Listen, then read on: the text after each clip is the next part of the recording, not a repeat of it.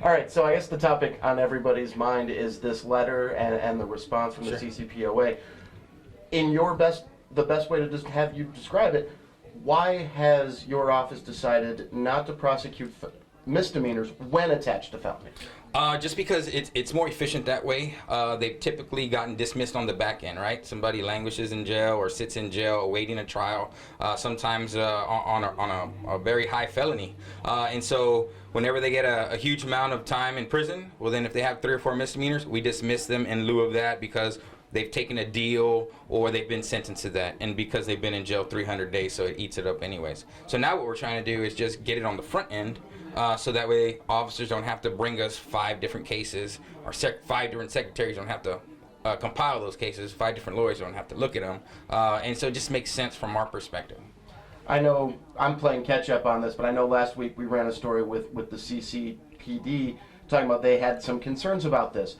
Do you think this could have been communicated in a better way, maybe a little more clear? That would probably be my fault. I should have called all the heads of all law enforcement agencies and said, hey, let's come together. This is what we want to do. What are your concerns on it? We failed to do that. In fact, this was kind of Michelle Putman's policy, and obviously it's my office, though. I didn't think it was going to be something that would have raised as much concern as it has. But I still stand by the policy. I do feel that I did falter in not expressing, or reaching out to all the law enforcement. You say not reaching out to law enforcement. Sheriff Hooper says he never received a copy of the letter. Who was responsible for getting him one? I would say Ms. Putman, but I think now definitely the sheriff and all the law enforcement agencies have the memo, that the second memo sent out as to why we're doing what we're doing. Now, I know we tried to reach out to you when we ran the story. We didn't get a hold of you. Sure.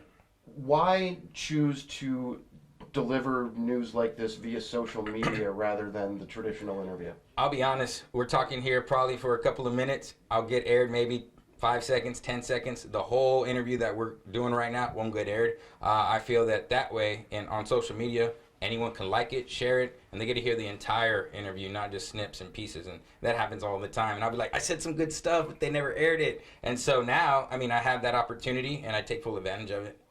Last week, Deputy Chief Breedlove was concerned with the fact that you wouldn't pursue charges of resisting arrest, which is one of those misdemeanors when attached to the felony.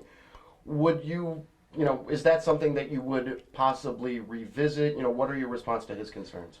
I would say that in the first draft of the letter, in a very specific second or third paragraph, it says if any officer feels for whatever reason we should go forward on a case, to contact us, and they contact us every time when they bring us over the case, and they can sit down and we can staff that case. And so if they feel strongly about it, they still have that ability to come to our office and staff that case with us.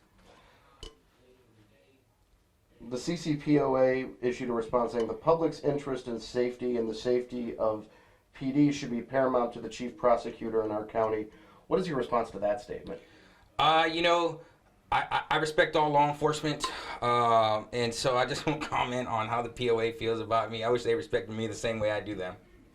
And, for our, like I said, we were trying to get a hold of you Thursday, and then, the video came out Friday. What's the best way for us to get a hold of you? I know you want to put the whole thing out, Sure. but No, I have a duty as well, though, as a public servant, to talk to any media outlet that wants to come and do an interview. I get contacted at 12 during lunch. If you could be here at 1, typically I need a little more leeway than 40, 30 minutes on a lunch hour. So I had plans that I couldn't make that comment, but I intended to either me personally give a comment, or my first assistant, or one of the chiefs, especially Ms. Putman, to address the issues that we're having. All right. Is there anything we haven't touched on you think would be important to add? I want the public to know that we're just trying to do the best job that we can, and when there's serious crimes, our numbers speak for themselves. People are going to prison when they do something horrible in our county, and the people who aren't and they're making mistakes, we hope they learn their lesson and they move on.